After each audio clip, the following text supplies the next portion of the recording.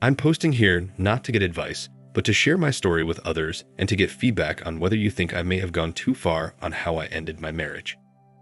To keep everything confidential, I'll refer to my wife as Elena, and myself I'll call Ernest. We met at a bar in the city one night when she was 23 and I was 25. I know finding love at bars is normally a high-risk gamble, but this seemed different. I guess in hindsight, it wasn't. She was there with a group of her friends, and I was there with my brother and his friend. A band was playing, and my brother and his friend started dancing with a couple girls in their group. She and I were left standing alone and started chatting. It was loud, so we stepped outside.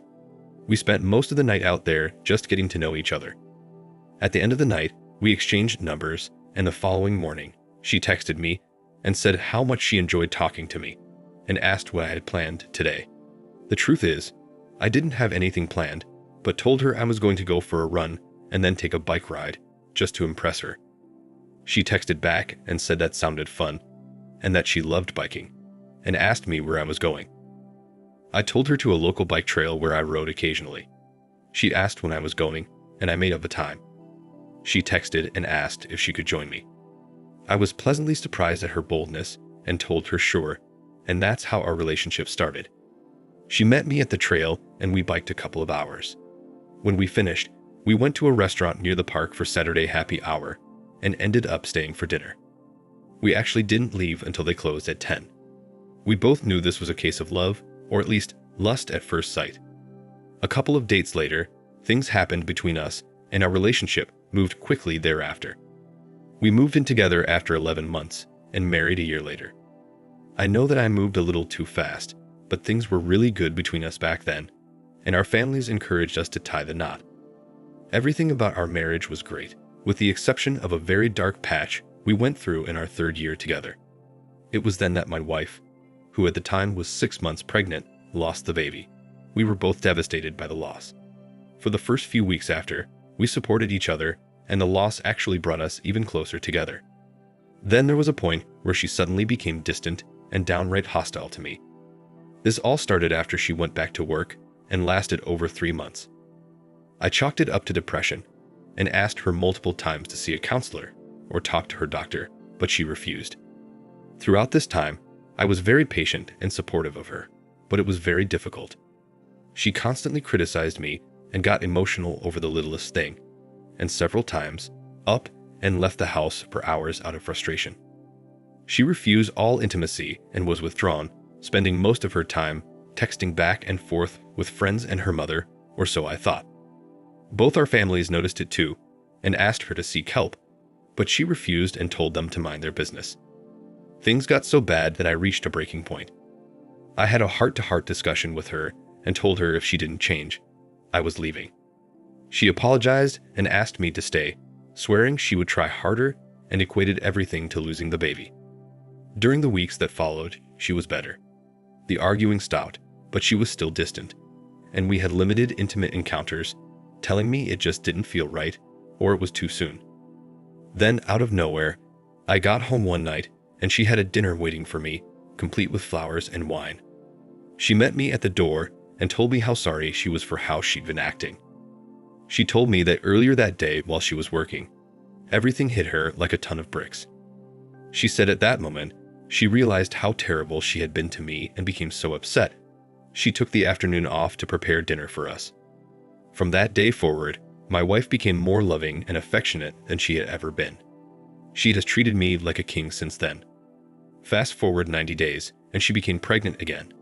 This pregnancy was successful, and she gave birth to our son. I now had what I thought was the ideal marriage: a loving wife, a beautiful child, great families, great friends, great jobs, and a nice home. Life was indeed good. That all lasted until one fateful Saturday morning 2 years ago now. Earlier in the week, I had bought my wife a new tablet for her birthday as her old one was over 7 years old and was no longer software supported by the manufacturer. While her old tablet was no longer supported, I could still use it for streaming. I thought I would put it in the garage on my work credenza and use it to listen to podcasts and satellite radio while I'm working out there. I looked around for her tablet and finally found it at the bottom of her underwear drawer. Strange place to put it, but I didn't realize why at the time. I took it out to the garage and powered it up, and when I did, a messenger application came up. She was still signed in, and I could tell from the message dates she hadn't used the app for nearly 3 years. I was about to minimize the application, but then decided to snoop a little and open one of the messages. I couldn't believe my eyes. It was a message between her and her then boss. In the message, she was explaining to him why they could no longer be together. She said what she had done was wrong, and she suddenly realized it that day. I then went back and found hundreds of messages between the two of them. The messages span a 3-month period that coincided with the time she was treating me so poorly. It all made sense now. She was having an affair with her boss that entire time. This guy and I sat together at company outings and golfed together several times during and after their affair. He has a wife and a son just a year older than our boy. I was furious. What infuriated me even more was the conversations between the two of them where they openly mocked me and his wife, and worst of all, where they bragged about what they did with us after their encounters. It was soul-crushing. I was devastated at first, but then just got angry. I thank God she wasn't home right then, as I don't know what I would have done had she been. I read each message in detail until she called me on her way home. Before she got there, I took the tablet out to my car to hide it from her and to make sure I still had access to the Messenger app for evidence. When she got back, I helped her put away the groceries and then told her I needed to go into the office for a couple of hours as I had forgot something. At the office, I synced up the tablet to a personal printer I have there and printed off their conversations. All 972 of them. While printing them out, I grew progressively angrier and contemplated my next move. When I left the office, I was full of rage and headed over to her boss's house. My plan was to go there and deck him. When I got on his street, I came to my senses and decided that was not a smart thing to do. Instead, I headed home to confront my wife. I was even more full of rage, but again, sanity kicked in and I decided against it. Instead, I went to the park near our house and walked for over an hour and devised a plan. Amazing how fresh air clears the mind. The one thing I knew was that I would be divorcing her. Nothing she could say could ever justify what she had done. I wanted to ambush her and humiliate her with a divorce to make her feel as bad or worse than I felt when I found out about her affair. I also wanted her to suffer. I thought, until I serve her with divorce papers, I'm going to treat her the same way she treated me when she was having the affair, and that's exactly what I did starting that Monday evening. During the day, I met with 2 different attorneys and picked one with a reputation of being ruthless to handle my divorce. I presented the attorney with all the messages and the tablet computer. According to her, this was more than enough to justify an at-fault ruling, as the messages included many graphic pics of the two of them, including several they took together. Why they took and sent those pics, who knows, but I'm glad they did. As my attorney said, without them, the infidelity would be more difficult to prove. The toughest part was waiting. My attorney said she would need a full 3 weeks to draw up the papers due to a backlog she had. I then contemplated how I would handle things with my wife. I couldn't stand the sight of her, but knew I had to play it cool until the papers were ready. Also, I had my 2-year-old son to think about. I wanted to make sure everything was good for him. As I said, I decided to treat my wife the same way she treated me during her affair. I refused all of her advances, acted distant, criticized her, and started arguments over ridiculous things. I know some are going to say I should have been the bigger person and not stooped to her level. To them I say, I didn't cheat, so I'm not stooping to her level. I'm just giving her a little taste of her own medicine. She noticed the change right away and did everything to please me. Even though she was doing everything right and had been since the end of her affair, I treated her like garbage. Thankfully, I only had to keep up this act for a little over 2 weeks as my attorney completed the paperwork faster than she originally thought. I then had to decide the best way to confront her. I decided to do it on a Sunday morning when both sets of our parents would be at the house. They normally come over right after Mass and have coffee and breakfast with us. My plan was to print out copies for them and ask them to read it, then hand a copy to my wife. After she realizes what it is, I would then present her with the divorce papers right in front of our parents. I know to many of you this is going to seem like a petty and childish way of handling the situation, But until you've been cheated on and disrespected like Elena had done to me, you can't imagine the hurt and pain. To make the confrontation even more dramatic, the night before, I took her out to an expensive dinner, bought her flowers, and we spent our first romantic night together in 2 weeks. Saturday came, and I arranged to have my sister-in-law pick up our son and take him to her house where he would stay overnight, and I would pick him up on Sunday afternoon. My wife absolutely loved the evening we spent together, and I could tell she felt a sense of relief after the way I had been acting during the previous 2 weeks. She told me how worried she had been about me.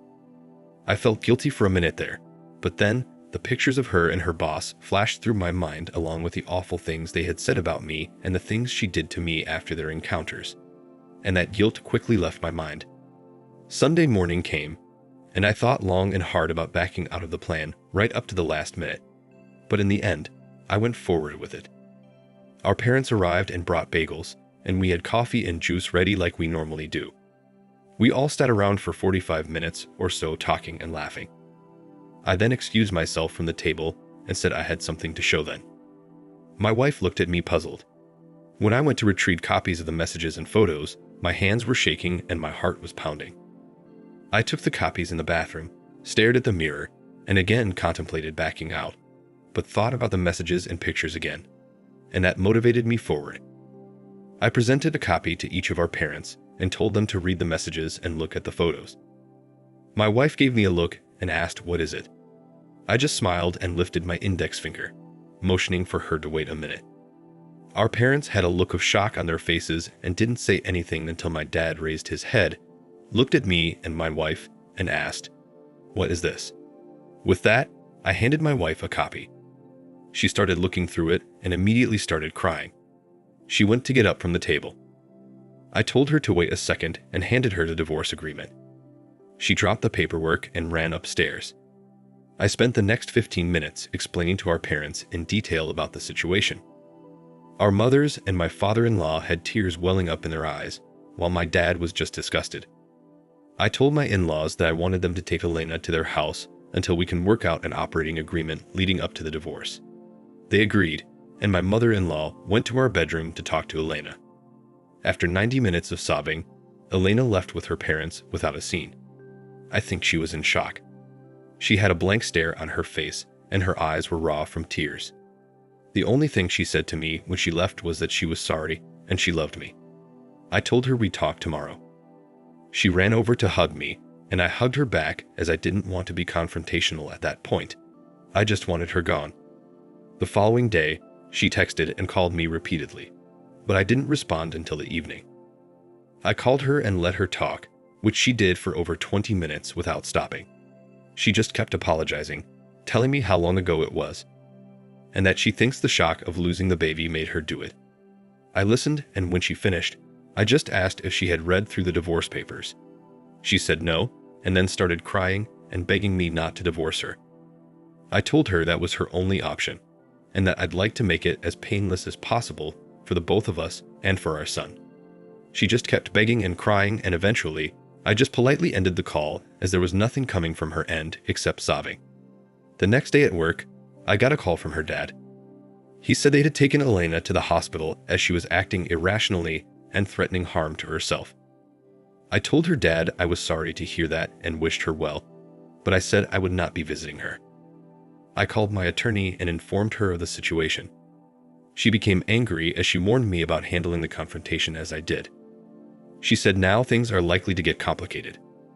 Well, that it surely did.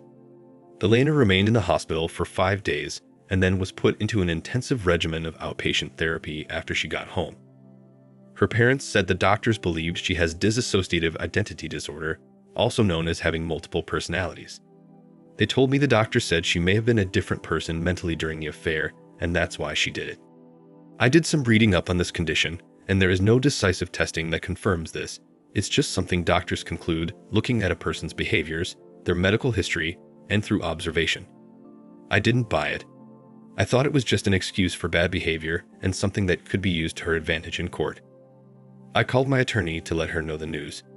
She told me this was unfortunate, as this will definitely complicate matters and may delay the process depending on how her attorneys decide to utilize the diagnosis. While she didn't normally do so, she recommended that I voluntarily offer up marriage counseling. She explained that after my ambush antics, this gesture would be looked upon favorably by the courts. So that evening, I went over to my in-laws' home and visited my wife and took our son. We laughed and played for a while, and it felt like old times. I had my mother-in-law watch him for a while I talked to Elena and told her I wanted to go to marriage counseling. She was overjoyed and hugged me.